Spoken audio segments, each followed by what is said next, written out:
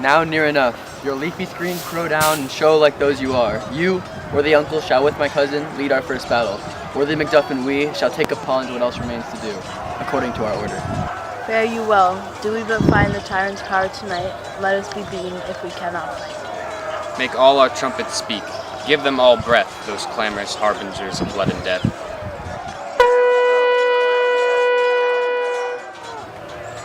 They have tied me to a stake. I cannot fly, but, bear-like, I must fight the course. What's he that was not born of woman? Such a one am I to fear, or none. What is thy name? Thou'lt be afraid to hear it. No, though thou callest thyself a hotter name than any is in hell. My name's Macbeth. The devil himself could not pronounce a title more hateful to my ear. No, nor more fearful. Thou liest, abhorred tyrant. With my sword I'll prove the lie thou speakest.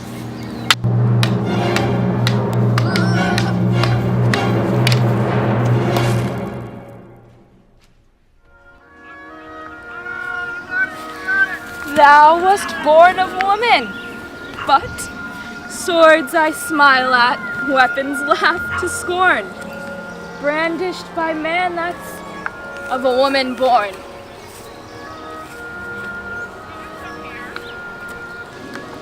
That way the noise is. Tyrant, show thy face. And if thou beest slain with no stroke of mine, my wife and children's ghosts will haunt me still. I cannot strike at wretched kerns, whose arms are hired to bear their staves. Macbeth, let me find him. Fortune and more I beg not. This way, my lord. The castle is gently rendered. The townspeople on both sides can fight. The noble thanes do bravely in the war. The day itself almost professes yours, and little is to do. We have met with foes that strike beside us. Enter, sir, the castle.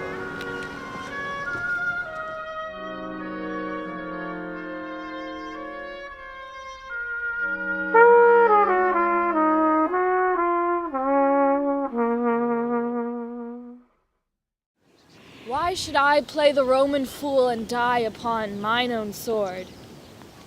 While I see lives, the gashes do better upon them. Turn, hellhound, turn. Of all men else I have avoided thee. But, get thee back, my soul is too much charged with blood of thine already. I have no words. My voice is my sword. Thou bloodier villain than terms can give thee out. Thou losest labor, as easy mayest thou the entrenchant air with thy keen sword impresses make me bleed. Let fall thy blade on vulnerable crests. I bear a charmed life which must not yield to that of a woman born. Despair thy charm, and let the angels whom still hast served tell thee Macduff was from his mother's womb untimely ripped. Accursed be the tongue that tells me so, for it hath cowed my better part of man. I'll not fight thee. Then yield thee, coward, and live to be the show. The gaze of the time will have thee, as our rarer monsters are, painted upon a pole, and under it, here may you see the tyrant. I will not yield to kiss the ground before young Malcolm's feet, and be baited with the rabble's curse. Though Burnham wood be come to Dunsinane, and thou opposed being of no woman born, yet I will try the last. Before my body I throw my warlike shield, lay on Macduff, and damned be him that first cries hold enough.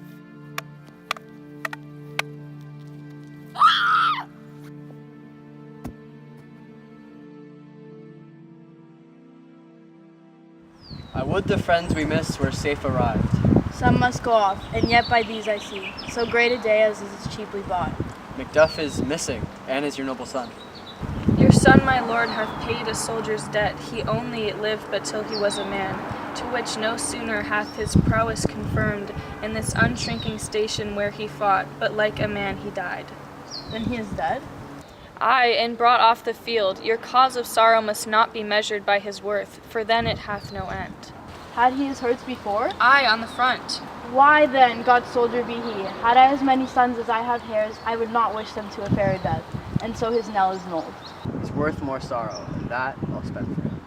He is worth no more. They say he parted well and paid his score, and so God be with him. Here comes newer comfort.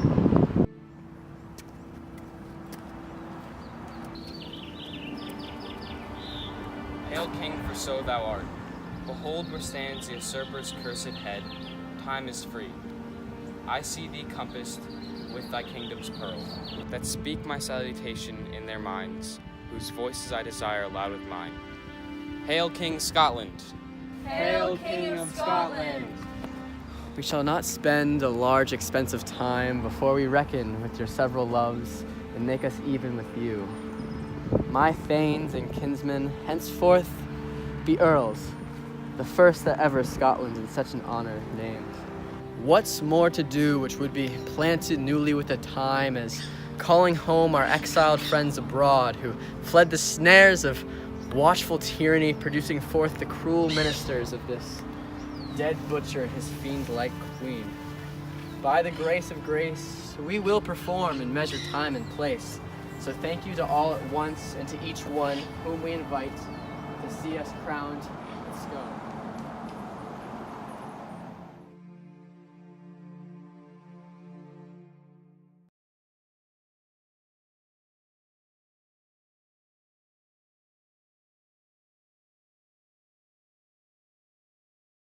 Two, one.